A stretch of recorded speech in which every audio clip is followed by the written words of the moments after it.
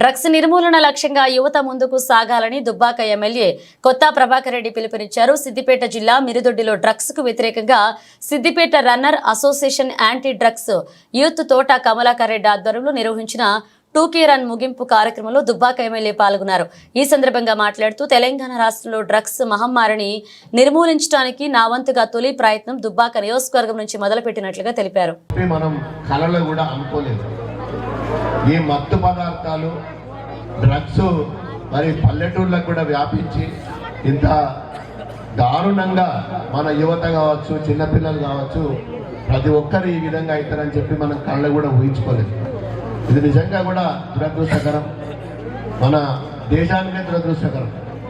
ఎక్కడో విదేశాల ఉండి మెల్లమెల్లగా అంచెలంచెలుగా మన శత్రు దేశాలతోటి మన భారతదేశంలో ప్రవేశించిన ఈ డ్రగ్స్ మరి పట్టణాలకి వెళ్ళి పల్లెటూళ్ళకి కూడా వ్యాపించిపోయింది. మనము ఏదన్నా దావత్ ఉంటనో మరి సాయంత్రం పూట అలసిపోతానో ఇంత కల్లో నీళ్ళు తాగి పల్లెటూళ్ళ మరి గడిపే పరిస్థితి గతంలో ఉండే. ఈరోజు దానికి విరుద్ధంగా పూర్తిగా మత్తు మందుకు సమాజం ముందుకు పోతున్నది.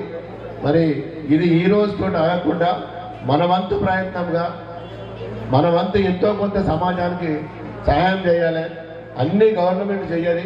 ఇది ఏ ఒక్కరి మీద బాధ్యత కాదు, ప్రభుత్వం మీదనో ఇంకోరి మీద కాదు. పుట్టిన ప్రతి పౌరుడు కూడా మరి నిజంగా కూడా మనం బాగుంటే, మనం క్షేమంగా ఉంటే, పల్లెలు బాగుంటే, యువత బాగుంటే, కుటుంబాలు బాగుంటాయి. మరి మనమే సిక్ అయిపోయి హాస్పిటల్ పాలైతే కుటుంబం కూడా కొలాప్స్ అయిపోతుంది. నువ్వు ఎంత డబ్బున్నా, ఎన్ని ఆస్తులున్నా, నీకు ఏది ఉన్నా కానీ నువ్వు ఆరోగ్యం బాగాలేకపోతే మనం ఎక్కడ కూడా ఎంజాయ్ చేయలేము. మరి ఈ మత్తు పదార్థాల పరిస్థితి కూడా అదే విధంగా ఉన్నది. మత్తు పదార్థాలు ఒకటే కాదు, ఈరోజు స్మోకింగ్ కానీ, ఎనీ లిక్కర్, మరి కలుషితమైన లిక్కర్ కానీ, మంచి లిక్కర్ కానీ మోతాదుకు మించి తీసుకుంటే మరి డ్రగ్స్ కంటే ఎక్కువ మరి లిక్కర్ కూడా ప్రమాదం.